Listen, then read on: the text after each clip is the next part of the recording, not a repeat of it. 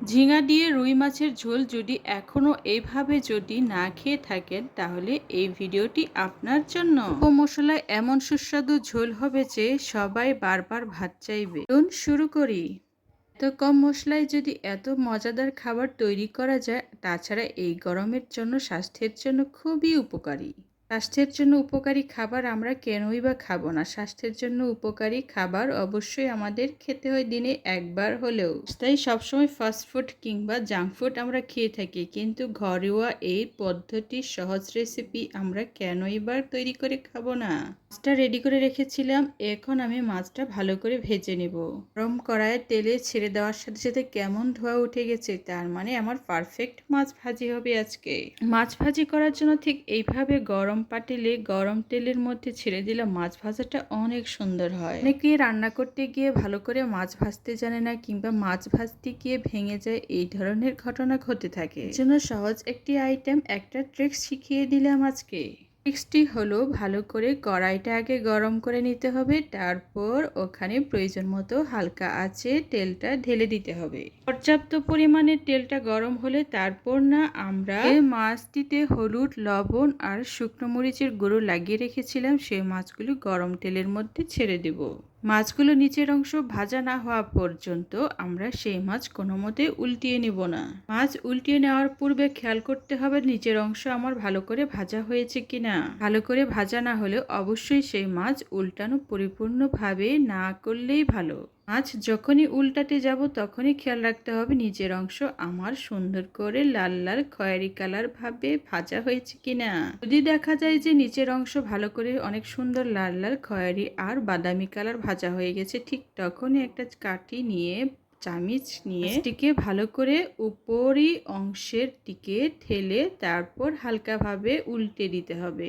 ভাজার এই সিস্টেমটা কিন্তু অনেকেই জানে না। অনেকেই করে কি, মাছটা দেওয়ার কিছুক্ষণ পরে ঠিক এইভাবে ঘষে ঘষে উঠাতে যায় আর মাছটি ভেঙে যায়। আসলে মাছটা যখন ভাজতে গিয়ে ভেঙে যায় তখন হচ্ছে অন্যরকম হয়ে যায়, আর মাছের রান্নার সেই টেস্ট কিংবা সৌন্দর্য থাকে না। রান্নার সৌন্দর্য অন্যরকম চেহারায় পাল্টে যায়। আজকে তো আমি শিখিয়ে দিলাম কিভাবে মাছটিতে ভাজতে হয়, আর অনেক সুন্দরভাবে নেড়েচেড়ে নিতে হয় উল্টে পাল্টে।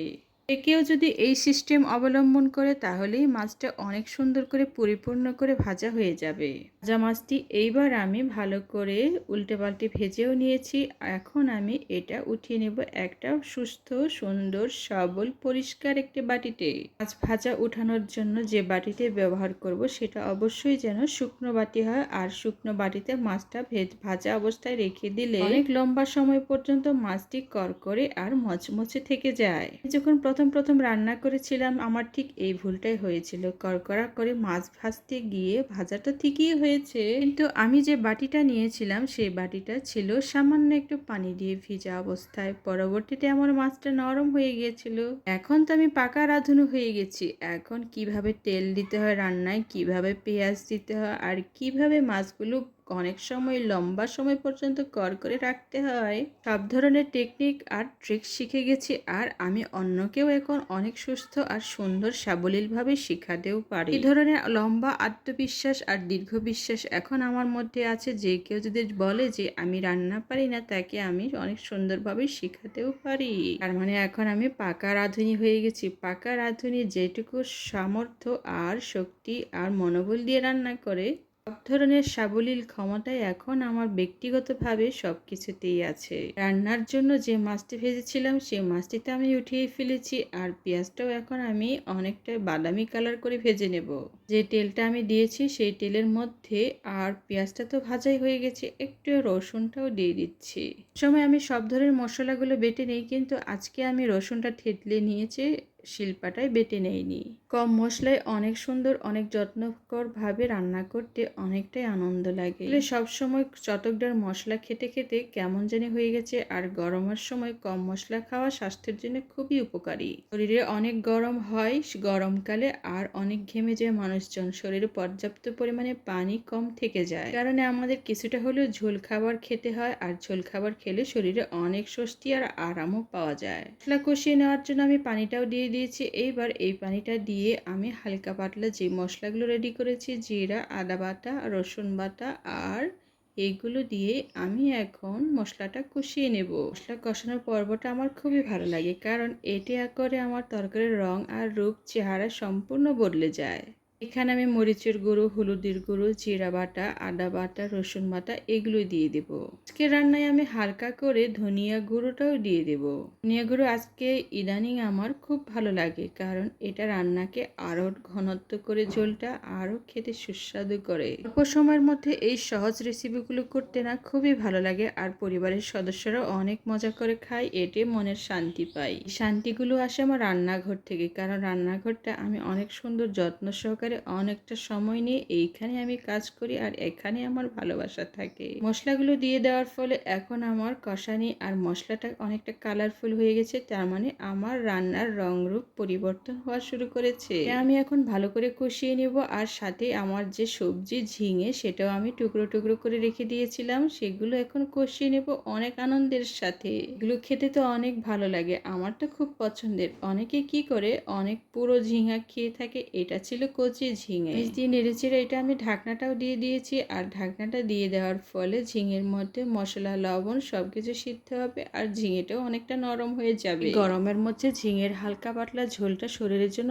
অনেক উপকারী, স্বাস্থ্যের জন্য খুবই সাবলীল ধরনের কাজ করে। আমাদের পাচন ক্রিয়াটাও অনেক সহজ করতে সাহায্য করে। যাদের পেটে একটু গ্যাসের সমস্যা আছে তাদের জন্য তো খুবই সুবিধা হয়, এই ধরনের খাবার খেলে অনেকটাই সহজেই হজম হয়ে যায়। এর সুবিধা হলো কম মশলায়, হালকা মশলায় রান্নাটা হয়ে যায়, আর খেতেও খুব সুস্বাদু হয়। আজকে আমার ভিডিওটি যারা দেখছেন অবশ্যই সাবস্ক্রাইব করতে ভুলবেন না, আর ভিডিওটি যদি ভালো লেগে থাকে তাহলে বন্ধুদের দেখার জন্য শেয়ার করে দিবেন। কম সময়ে এমন সহজ আর ঘরোয়া রেসিপি পেতে অবশ্যই আমার চ্যানেলটি সাবস্ক্রাইব করতে ভুলবেন না যেন।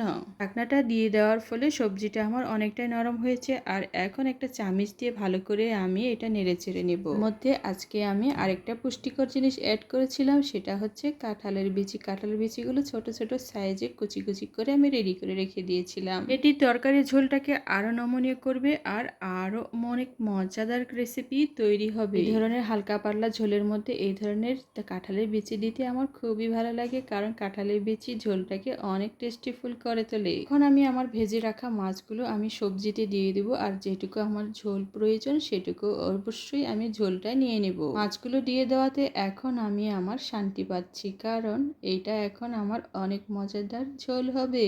এইভাবে ঝিঙের সাথে রুই মাছের ঝোল খেতে অনেক মজা হয়, অনেক টেস্টিফুল হয়, আর অনেক সহজ রেসিপি এইটা। যদি কখনো না খেয়ে থাকেন তাহলে অবশ্যই খেয়ে থাকবেন। আমি তো রুই মাছ ব্যবহার করেছি, আপনি আপনার পছন্দের মাছ ব্যবহার করতে পারেন। আমার ভিডিওটি শুরু থেকে শেষ পর্যন্ত দেখেছেন তাদের প্রত্যেককে অনেক ধন্যবাদ, আর আপনাদের জন্য আমার শুভকামনা রইল। আপনাদের ভালোবাসায় আর আপনাদের সহযোগিতায় আমার চ্যানেলটি আস্তে আস্তে অনেক বড় পরিবারে পরিণত হচ্ছে। অনেক ধন্যবাদ।